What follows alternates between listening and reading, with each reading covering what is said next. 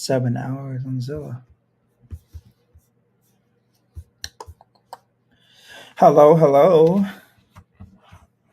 Hello. Okay. Okay. Oh, what up? I'm live streaming, bud. Yeah. Wanna analyze a deal? Wanna analyze? Close. Yeah. All right. So today, we basically gonna analyze the deal for our market home. Actually, this just came on market 7 hours ago.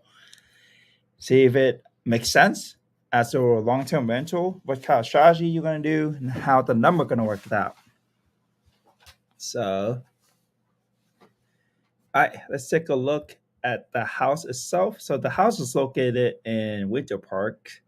So let's go back to our spreadsheet.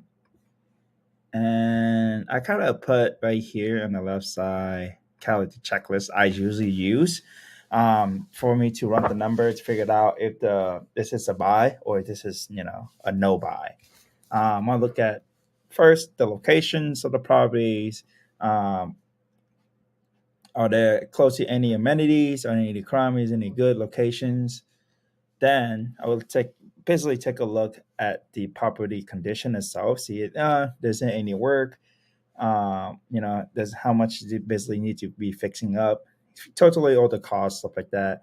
And then I'll basically kind of look at the rent versus the money expense and see how much money it could bring in per month.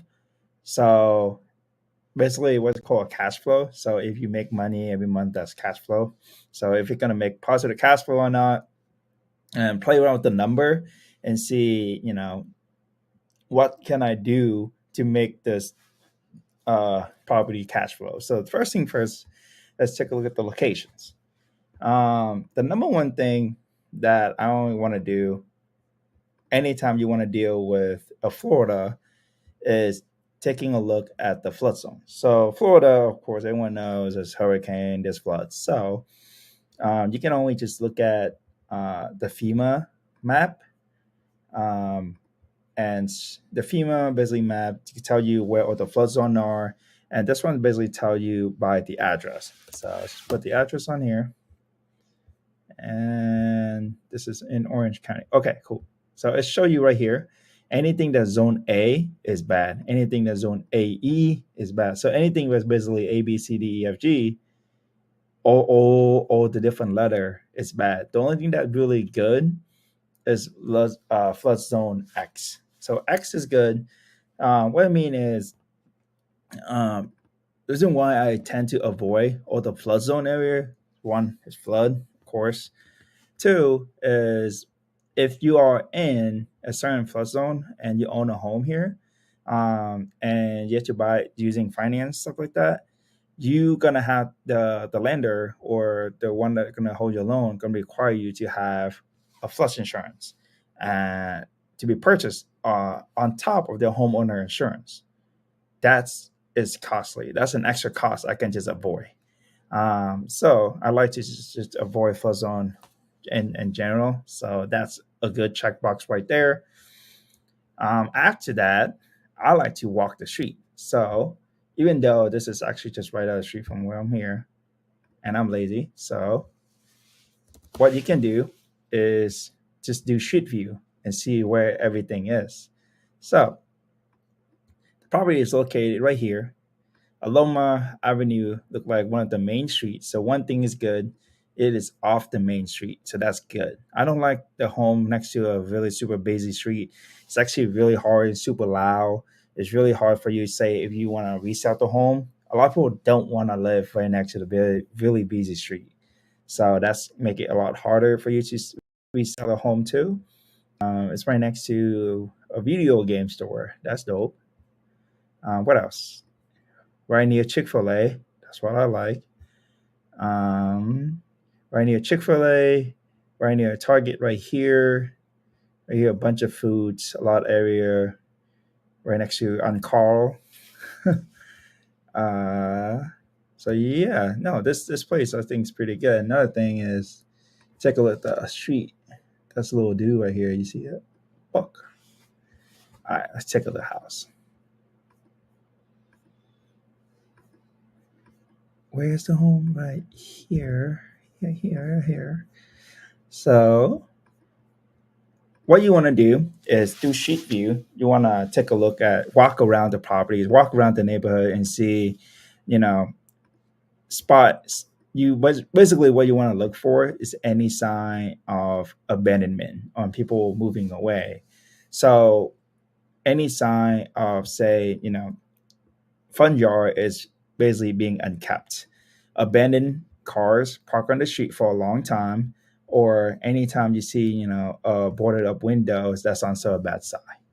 So that's a few things you want to look for. But this just look like a normal Winter Park, Orlando neighborhood, a little bit on the older side, but this is just fine. Look like just a really quiet neighborhood too. So yeah, this is just fine for me. Cool. So location, neighborhood checked out. Now I want to look at Top Hat. So one reason why I like Top Hat is they give you what called a crime rating into the area too as well. Let's put the address back. That's it's right there. So what you do is when I scroll down, well, I also want to look for the little school. This is actually not bad. B school, this is pretty good. Um, so people who rents in my area could be a family that was just basically just renting there so that kid can go to, like, say, the high school or something like that. This could be an appeal to them. So in the good school area, let's look at the crime rating, 132. Ooh, that's actually pretty high. That is actually pretty high. So that is a red flag right there. Cool. Cool. So everything checked out, but the crime rate is a little high. Cool. That's okay. Let's see. Take a look at everything else. Cool. Now, if the crime rate is high, I have to basically take a look at to see if my cash on cash return is going to be good enough for me to take the risk of take a look at these properties. So keep that in mind when we take a look, think about this property. So far, take a look at the flood zone. It's not a flood zone. That's good. The location is good. Right next to Chick-fil-A, right next to Targets. All that's good stuff. It's actually in a pretty nice, good school district too. So that's why I'm very surprised when I see this crime index is pretty high. Um, but we can take a look closer to that. Close to a lot of amenity, so that sounds so good. So the location checked out, the neighborhood looked good. So now let's take a look at the property location itself and see how's the property condition itself, and see how the property is like. So property is fully fenced, that's good. New roof, 2018, that's good. It is just freshly paint. Remodeled kitchen, yada yada. No X-ray, that's a good sign. Oh, home warranty is included. That's good. Let's see. Take a look at the picture. It's garage. It's all window middle. Garage. Okay. Oh, I like this. I think if this is what I think is, if it's tile, it's actually really nice. So condition's actually really nice. Look good. Probably, yeah, everything look good. Oh, carpet. So probably gonna change the carpet to carpet. So change to room. But yeah, I think it's so one room. That's carpet. Two room. That is carpet. You change that. I think this is three.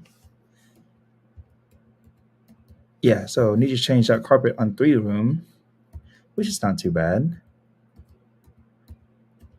And then one room is, I'm not sure if this is a room, but it's fine. So if it's 4 bedroom, that's fine. So we have to change out 3 carpets and nothing else really. Inside looked good. So I changed out the carpet. Had to really just work on the curb appeal. So maybe a repaint, a fresh paint, that would be fine. And let's see, take a look at the backyard. They say if there's a fence. Oh, so it's this fence. Ah, not no, not too bad. That's doable. Okay. So need to change out the 2 room carpets. I think that and a new paint. So let's estimate that cost. So we need to change out painting. We don't have to paint the inside, but the outside we do. Painting exterior. Screw it. Screw it. It's gonna repaint the whole house. That is 1605 square foot. 1605 square foot. Repainting, and we want to put, so if I guess this is right, this is looks like pretty nice luxury tile. So that's gonna, I want us just to match that. Just match that. Just do right here. Okay, so the home is 1650. I think the bedroom probably is $2,000 per bedroom. So probably divide by 3. No, that's too small. Just screw it. Just do it by 2. So I was assuming replacing half the house with new flooring. So probably overestimating. So, but rather to be over than be sorry. And kitchen looked fine. Everything looked fine. Or the bathroom looked good. Or the bathroom. Where's the bathroom picture? Yeah, bathroom looked fine with towel and everything. Doesn't look too bad. Although that's only 1 bedroom. Where is the other bathroom? Oh, right here. Why is the picture so bad? Ah, I mean, doesn't look too bad. Yeah, I think that is totally okay. So bedroom is fine, bathroom is fine. Assuming all electrical is fine. Wait, why is this 32 grand? Wait, did I put it somewhere? Oh, I don't need to add an extra bedroom because it's already a 4 bedroom. Painting, profit. It's good. I'm just gonna.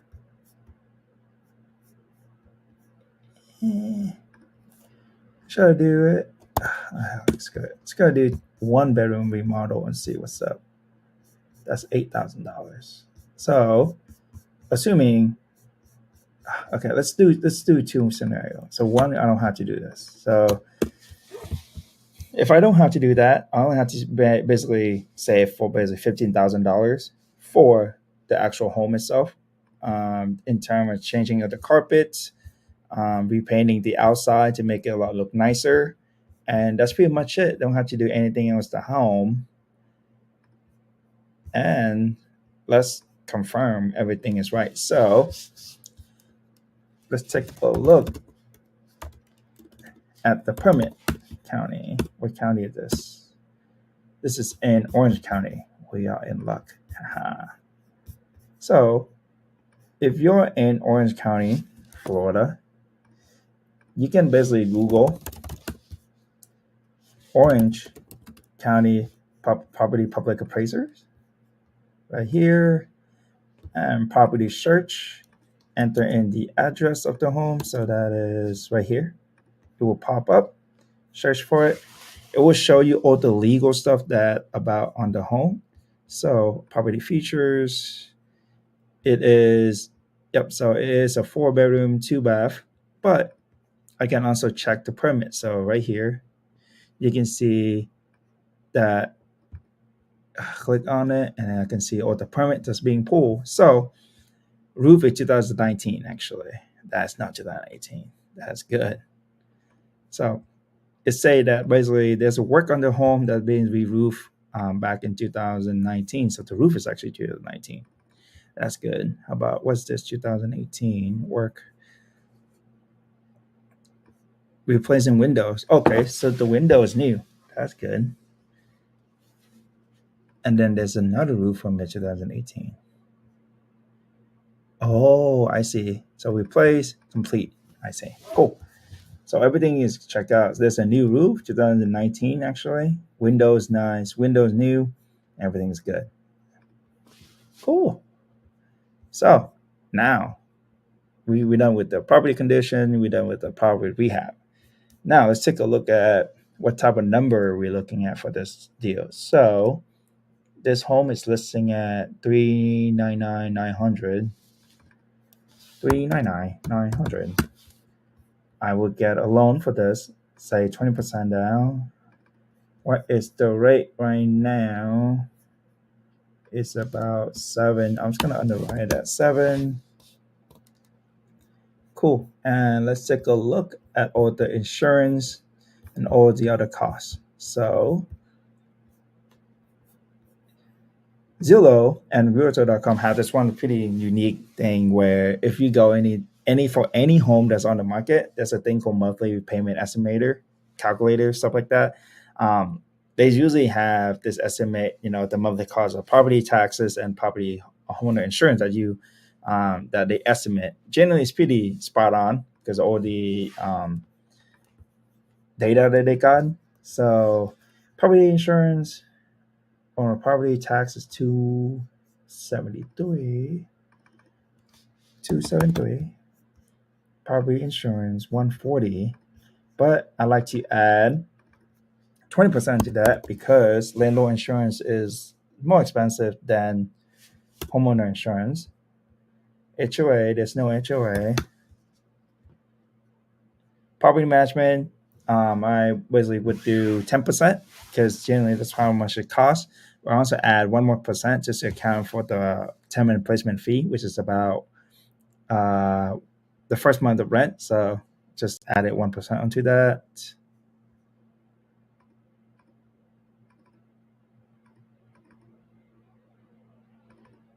Okay, cool. All right, now let's take a look at how much this property can be rented for. So to get that information, what I like to use is for a website called affordablehousing.com. Here, once you go there, look on the tab, the owner tab, market rent estimator. Enter in your the address and see how many bedroom there are. So this one is 4 bedroom. It's currently can be rented for 3,273. That is pretty good. Um, so I like to write it down. So 3,000. Was it 372? 3,372, right? 3,273. 3,273. 3,2. That's fine. And if you want to do section 8, what you could do is Google HUD FMR. So HUD FMR. And look, we want to look for the small area fair market rent. Go here, go there. And it's in Florida. This is in Orange County. So we'll show you all the zip code and how much the maximum rent the government or the housing authority is willing to pay up to depend on the bedroom. So this home is at 3272. Copy it right here. So this is a 4 bedroom. So the government is willing to pay up to 2920. 29,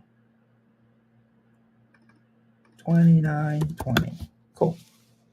So even though our market rent is a lot higher, if you want to rent for a Section 8, you cannot charge higher than 29.20. The reason why is that the government doesn't want you to overcharge the uh, the people just because they are voucher holder.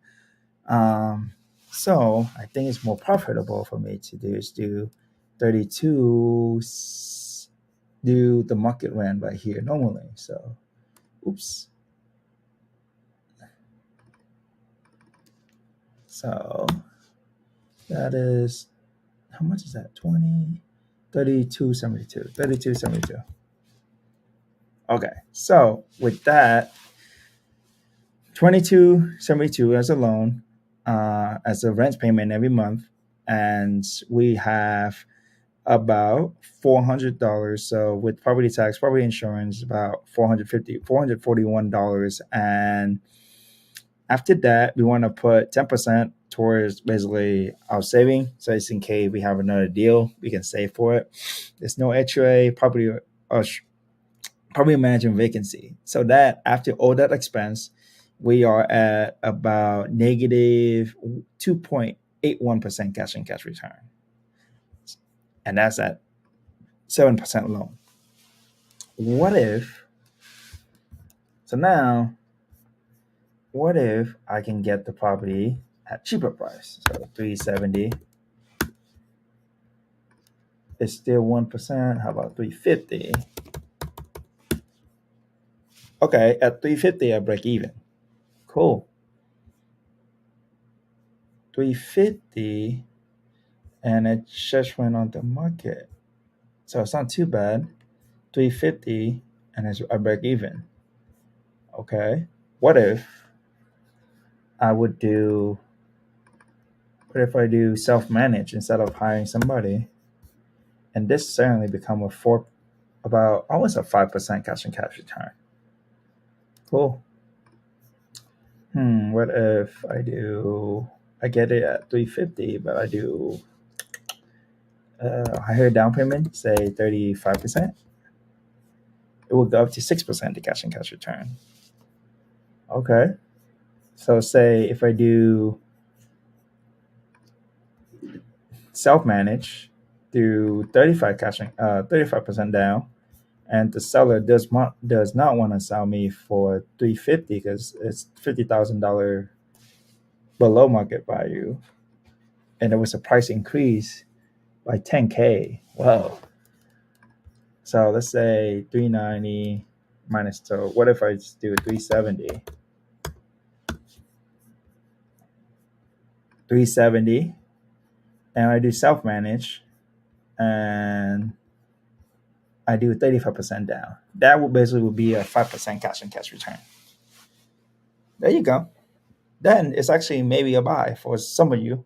But yeah, so you can see this is how you basically would run your own number always.